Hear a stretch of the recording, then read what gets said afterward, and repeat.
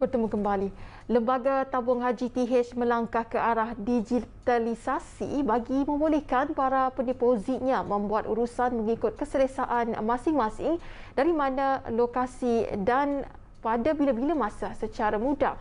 Dan kemudahan perkhidmatan secara dalam talian yang disediakan sejak 2020 menerusi platform Tijari merupakan antara faktor TH berjaya mencapai sasaran jumlah simpanan pendeposit RM80 bilion lebih awal daripada jangkaan.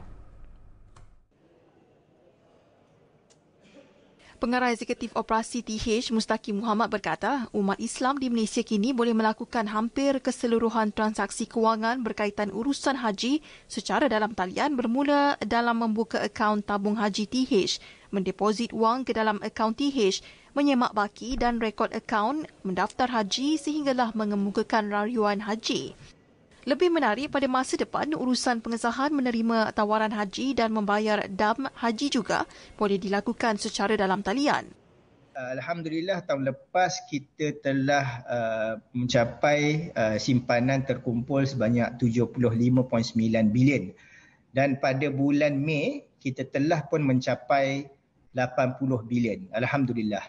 Walaupun dalam keadaan pandemik sekarang ni dengan pendeposit tidak dapat hadir secara beramai-ramai ke kaunter, tetapi simpanan di tabung haji meningkat dan itu menunjukkan keyakinan para pendeposit terhadap tabung haji dan juga saluran yang kita tawarkan kepada para pendeposit itu mencukupi untuk mereka membuat simpanan bagi tujuan mengerjakan haji dan melengkapkan rukun Islam mereka lah. Itu yang paling utama. Menerusi wawancara dalam talian, beliau berkata susulan jumlah simpanan terkumpul pendeposit yang dicapai lebih awal daripada yang dijadualkan, TH setakat ini belum menetapkan angka sasaran baharu bagi jumlah simpanan terkumpul pendepositnya menjelang akhir tahun ini. Beliau turut menjangkakan jumlah pendeposit aktif TH yang kini hampir 9 juta orang meningkat terutamanya dalam kalangan pendeposit muda melalui permekasaan platform digital TH.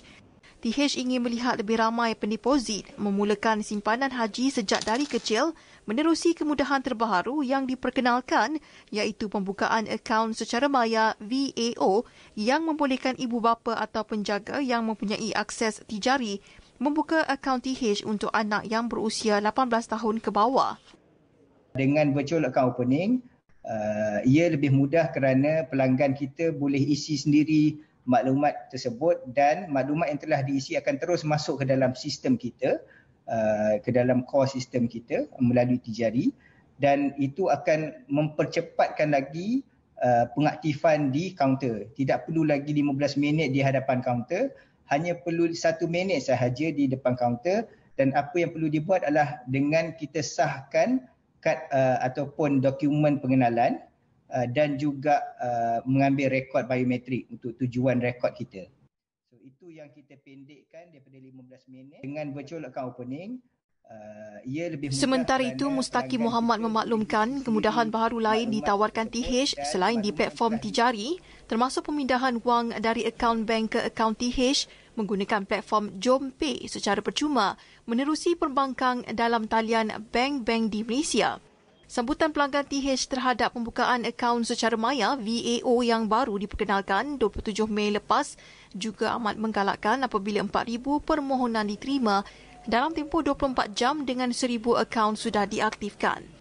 Manakala mengulas perancangan masa depan, beliau berkata TH akan terus memperluas akses perkhidmatannya menerusi platform digital dari semasa ke semasa sesuai dengan perkembangan terkini apabila 80% transaksi kewangan di TH terlaksana menggunakan platform digital dan hanya 20% transaksi kewangan dilakukan di kaunter.